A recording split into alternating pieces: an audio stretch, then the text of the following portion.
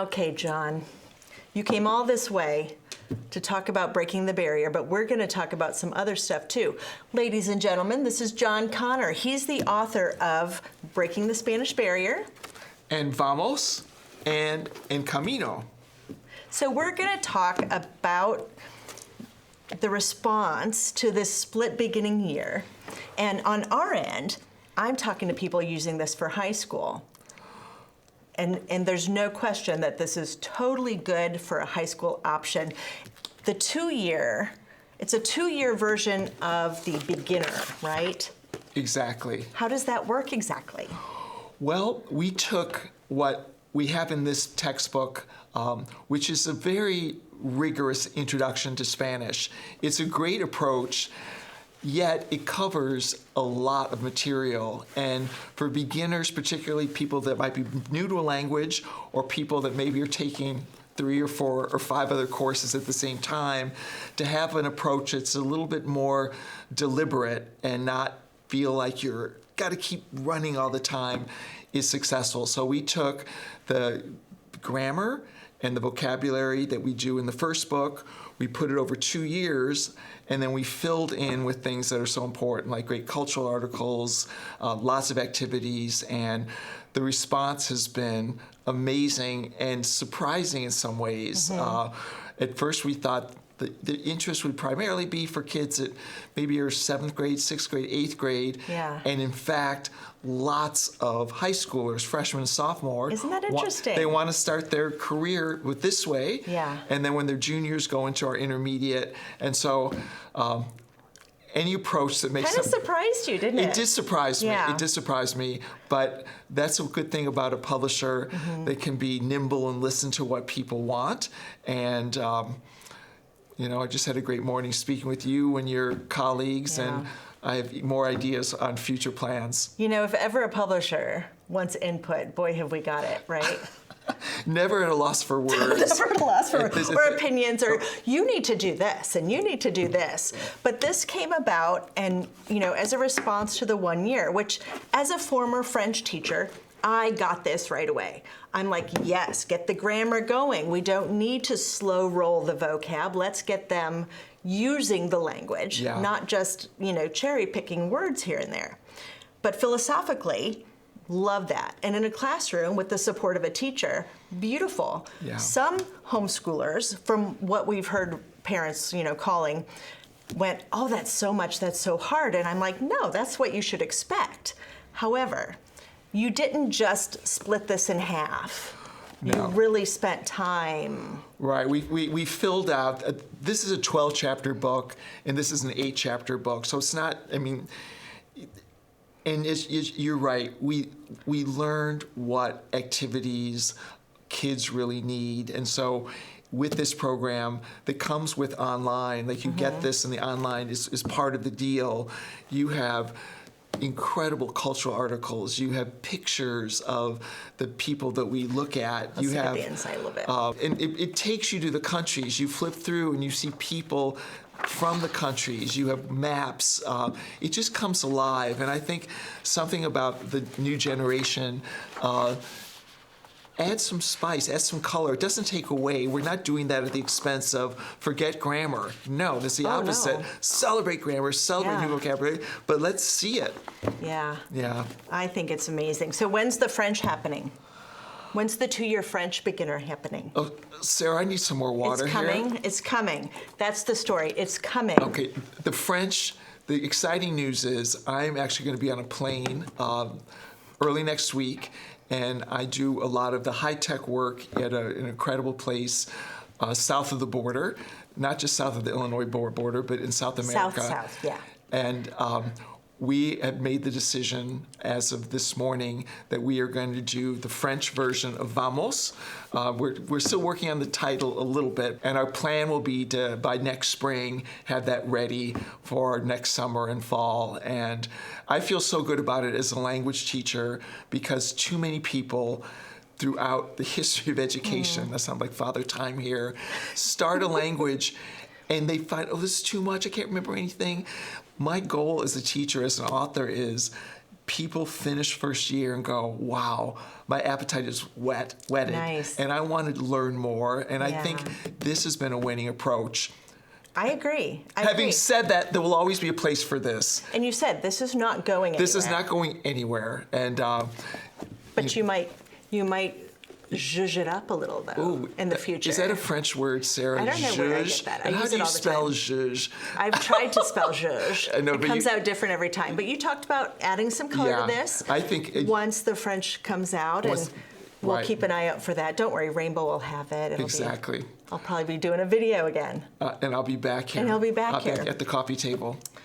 So, a couple things we talked about is with a high school course, especially in something that's not super common for parents to be fluent in, like French or Spanish, these kids are learning in isolation. So what are some things a parent can do to build upon a child learning Spanish in a home where nobody else knows Spanish? You're not in a community where you hear Spanish or French. What are some, what are some ways to kind of mingle with your student in that process? Well, I think the most valuable thing a parent can do is, first of all, take interest in what your child is learning. And it's not by coincidence or random that we don't start any chapter with here's the grammar or even here's the vocabulary. We start every chapter with a map of a country where the language is spoken. We give very cool information about that country, of not only what language is spoken, what kind of money is used, who's the current head of state, what are the great foods. We have pictures of famous people. Yeah. And you keep it really updated. Well, we do keep it updated, which is unlike many other books where they're kind of scared to put in who the current president is. We'll be bold, and if, a Spanish speaker wins an Academy Award, or a French, if Celine Dion sings at the Paris Olympics, there's going to be a sense about that in our books. But parents can take an interest from the beginning, asking their child, okay, what chapter are you on, and what country are you focusing on? And say they're in chapter 2 of the French book. I'm like, oh, what country? Canada. They speak French in Canada? And your child will be able to say, yes, Mom. They do. Look, in Quebec, French is spoken. Like, whoa, are there famous French people that have come from Canada, French speakers? Absolutely. And you express an interest to start off with. And then you help your child also celebrate parts of what French speakers have done in the world, in food, in music, in movies, in all sorts of cultural things, architecture, and just to have an interest with your child. And, it may sound like a cliche, but, order some croissant and serve it for breakfast one morning. You don't have to. You betcha. Yeah, exactly. And okay. So I think all of those things speak to how you parent a homeschooling high schooler, because your job is to provide materials. Right. You're also kind of checking in, right? You're checking in. How's it going? Yeah. So what a fun check-in to come in on the front end of a lesson and be like, Mom, we got a new country. Come here. Yeah. Get the siblings. Come here. Let's see the new country. Because now those siblings are curious about what's going on. Exactly. And then you go to the wall map and you're like, oh, here's Quebec. What do they do in the west of Canada? Do they learn? Now we're off on a Google search of where else in Canada they speak French. And then eventually when you find out countries in Africa and in Asia, islands in the Caribbean speak French, and you can put on little stickers, that's really fun. But not even better, but another attraction is learning vocabulary is a key part of a new language. It just simply is. You need to be able, in another language, to be able to say, this is a mug, una taza. And it's fun to learn that. And the Breaking the Barrier series, one cool thing about it is with our online program, you get a picture of the taza. You get a sound file of a native speaker saying that. You get a picture. And when you learn the vocabulary, you just click on a button and you hear a native speaker go, taza, taza. Sit with your child and repeat those words together. And then you click to the next word. And it's fun. And maybe you have a better accent than your child. Or maybe your child will go, Dad, that doesn't sound like the... That's not how you say it. It's not bonjour. But exactly. But you're doing that together. And that's something, even if you have no language background, as a parent, you can practice the vocabulary with them. And then you get to something in the book where we have flashcards where you see a picture of something, you have to say the French word. And if you don't know, you turn it over, you get the answer. But you do not have to be an expert in French or Spanish grammar and teach your child. No. Let us do that work. But be at the table with them, ask questions, and do fun things like that. It's a little bit of hyping it up, isn't it? And I can see a sibling coming in. So you've got a high schooler and maybe you've got a 10-year-old, and the 10-year-old comes in and they're like, I want to say it too. I want to say the words too. And now you've got the high schooler thinking about how to say these words in the context of the 10-year-old showing an interest. So now you're adding a layer of contemplating this vocabulary as they're saying, no, it's not tasa, it's tasa. You know, where's the emphasis on this word? Right. So now they're having to process that. And that's just another level of stick. You know, the stick. People who say, I don't remember stuff, it's because they didn't have as many connections. Agreed. And the parent will celebrate, and the kids, you'll find out, they'll learn to conjugate a verb, and that infinitive to conjugate, what does that mean? Well, you put an infinitive like to speak, and you put it agreeing with the person, like, I speak.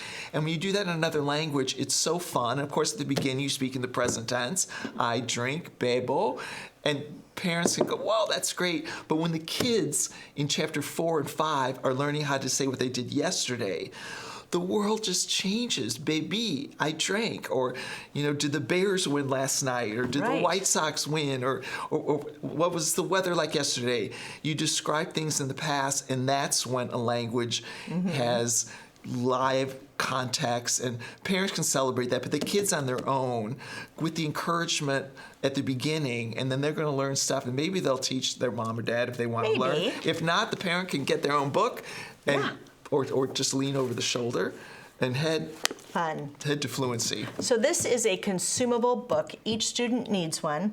So you could get one kit, one of the big kits with the test and the answer key, the vocab quizzes, the book, the online access, the little pocket dictionary.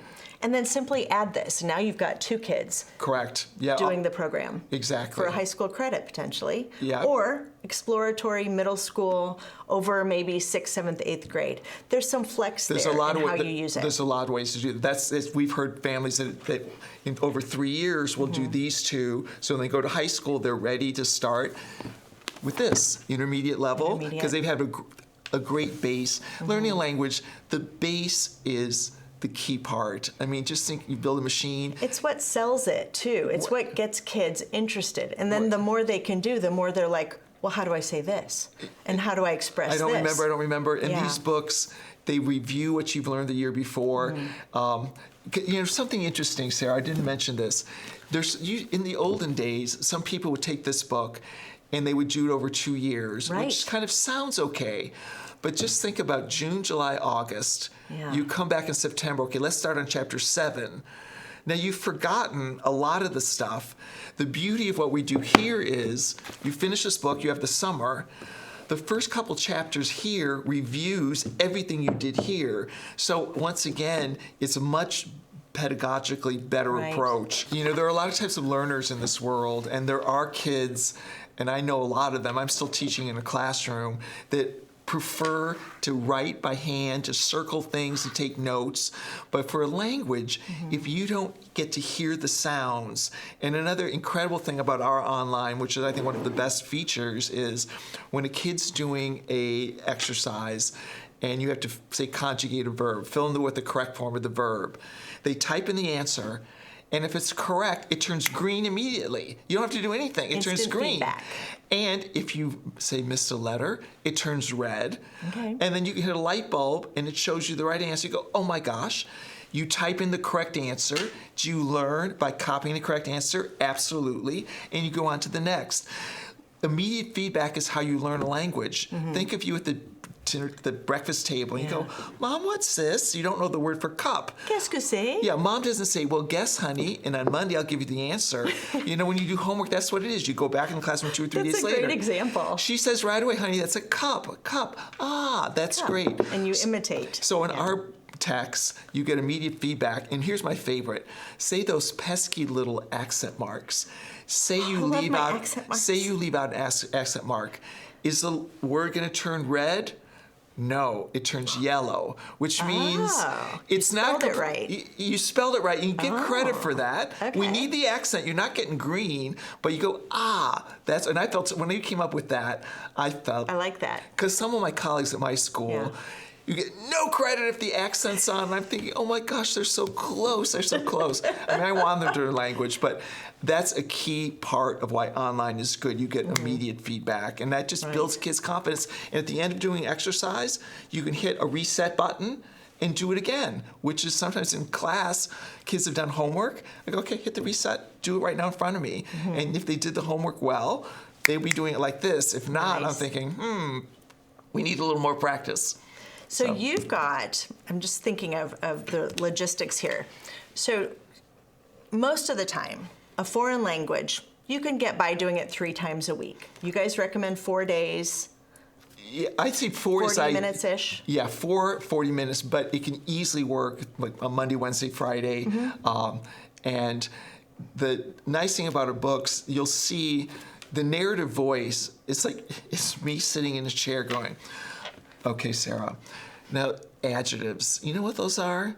I think so. Those are those words that help describe nouns, and in Spanish they usually come after, and sometimes they come before. Let's take a look. It's friendly. It's friendly. It's accessible, and we do a lot of work in our field with helping English teachers celebrate grammar, and so that's one thing we do really, really well. And then after that, then they dive in and are ready to do the exercises. But it's a very calm, it's like a kitchen table type of approach with a plant. But they are going to have to work. They're going to have to work on the grammar, the vocab, the spelling, and the sentence building, and the kids they've got to put in some effort here. True. And I think we've gotten so used to things being automated where you can just kind of fiddle along and, blah, blah, blah, I'm progressing. And there's really no checks. Now, one thing you've added for checks are these new vocabulary quizzes, which are 20 points, simple translation, both ways, English to French, French to English, Spanish, English. And those are in the big packages now. Correct. The grade level packages. You can also get those yourselves. And you shared with us that that's okay to copy within a family. Sure. That's no problem. Or even a homeschool cooperative, you could... Small group. And that's totally fine. And then also we have the testing program that comes in. The proper testing. Right. After the units. And the goal is to set up kids to do really well on those. And one feature about all of our books, at the end of each chapter, there's something called the prueba de repaso. What? I think it's called exercice de révision. Okay, review exercise. Review exercises, which is basically it's a chapter test you do as homework, and it lets the teacher or parent or child mostly realize, okay, I get most of this, I better study this a little bit more. And once they get the test itself, you want to set them up for success. I want every kid to get in the 80s and 90s, and if you get in the mid 70s, I think you're ready to move on to the next chapter. And we also constantly review what they learned earlier. But you're right, it's fun, but it's serious business. You're doing something profound, and you can do it. It's very encouraging. And parents are always like, how do I do the test? I don't know what's right or wrong. And I often, and this is particular to a homeschool environment, but I say, let the kids take the test. Let them grade the test with the answer key. Yeah. And you kind of go, what does that say? What is that word? And like, oh, you circled that. What did you miss? Oh, I forgot to put the E on the end, or I missed an accent mark, or that was masculine, it should have been feminine, whatever it might have been. And they're having to then process That's again. very good. And you can do that with the quizzes and the tests. The parent, it's like we're trusting the kids, right? But it's also telling the kids what you said. Oh, I need to spend a little more on this. So those measurable moments are valuable. I know there's some homeschoolers out there who don't philosophically acknowledge testing, but I think in high school, it's showing the child. It's giving the child a measure, whether you want to count it or not. But. Right. It's funny as you describe this process, I think of some kids that get really good in sports, basketball or baseball, and mom or dad will come to watch the Little League game. Can dad even throw a ball? No. Has mom ever, did batting practice? No.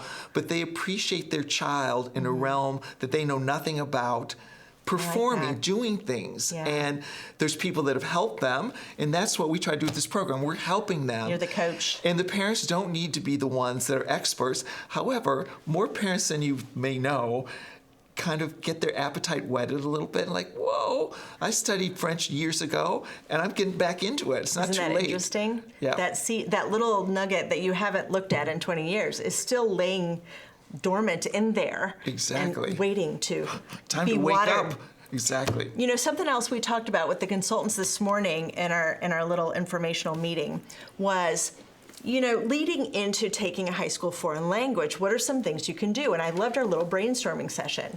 We said maps, geography, instant connection to foreign language, showing that this is a living thing in many different cultures. Right. And we just mentioned, for example, you think of states in the United States that have French and Spanish names. You go like, what? And I said, gosh, north of Massachusetts where I live is Vermont. And Sarah, for the first time, you go, oh my gosh, Green Mountain. I've never put that together, there you ever. go. Montana, the montaña is mountain. There's tons of examples. Every city in Wisconsin, like Eau Claire, Des Plaines, Illinois. Yeah. We joked about Versailles, Kentucky. Oh. So, language is... Versailles. Right. Language is living, and it's not one of my favorite animals, but a mosquito comes from Spanish. A mosca is a fly, and a little fly is a mosquito. And kids are so surprised the rich influence of languages around the world, how they creep in and influence. It's around you, and you don't even, it's just a matter of acknowledging it. So we talked about the map connection. We also talked about word roots. So as you study word roots, Latin and Greek word roots, you're learning word families. French and Spanish are both Latin foundation. And you start noticing, right? You just start putting things together as you think about the name of a city or a new vocabulary word, or you're learning in science, or we're learning about money, or whatever it might be. And the more the kids see these connections, they see the value of a foreign language. And my whole thing is, parents want kids to take Spanish. If your child wants to take French, it is okay. Let them do it, please. It's the process of learning a language, and Rebecca pointed out learning how to learn a language.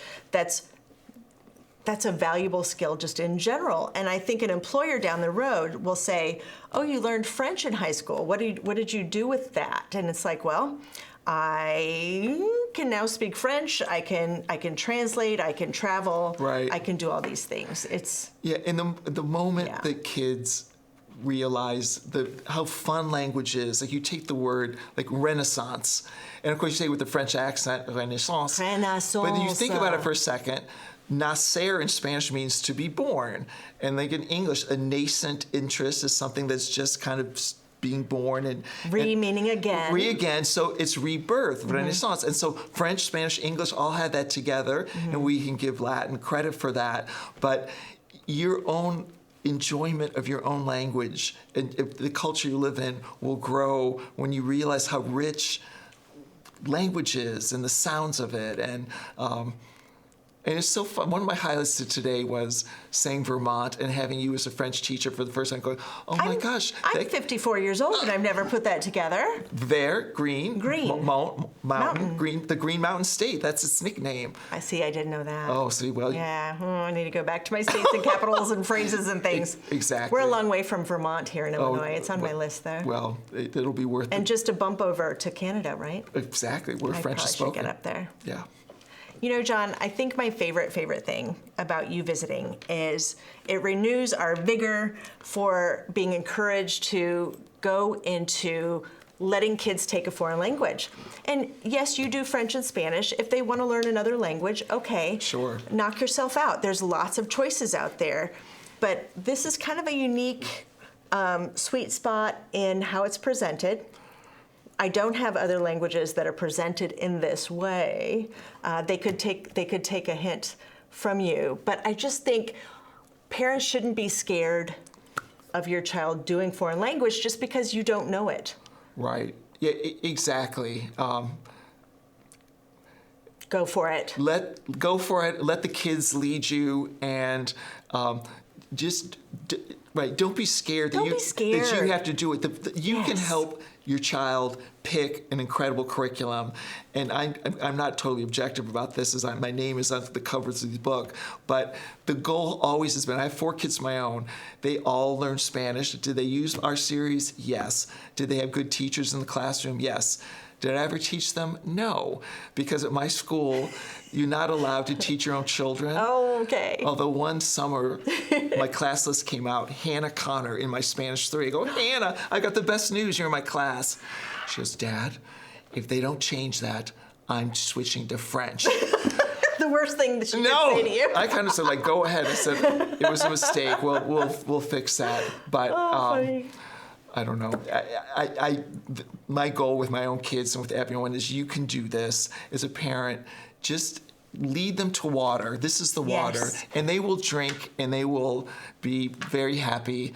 We've got a couple videos that David will link that goes into some of the details about both the original Breaking the Barrier and the new Beginner A and B, and we'll put those below. Meanwhile, if you've got questions on teaching French or Spanish, or you've got an opinion on you'd like to see the French, or you've got an opinion on you'd like to see this in color, we would love to share that with John and send that to you. You can check it out. So I'm all ears. our audience is really good at sharing their experience and their kids' experience. So I think we'll get some good feedback. Sharing is what it's about. And I mean, I was born in Illinois, so I'm coming back to my roots here, even though I live out in Massachusetts right now. But hearing what people think and Rainbow Resources, I just have to say I'm being very objective. They've always been honest about what we've given, and they've helped us to go to new heights, honestly. It really has been a great partnership and adventure. And even though I got lost on the way here, I was sure I was following the GPS. And when I heard, ding, ding, ding, you've arrived, I looked left, I looked right, I saw beautiful houses, some cornfields, but I knew I hadn't made it to Rainbow Resources. But Sarah got on the phone and said, go left, go right. And I made it, so. I faked it. I had no idea where you were. The corn is so tall. The corn is so tall right now. That's in true. August. Yeah. We've had a lot of rain, so it's easy to get lost. But thank you so much My for pleasure. joining us, John. Love being here. We'll see you next time. Thanks very much.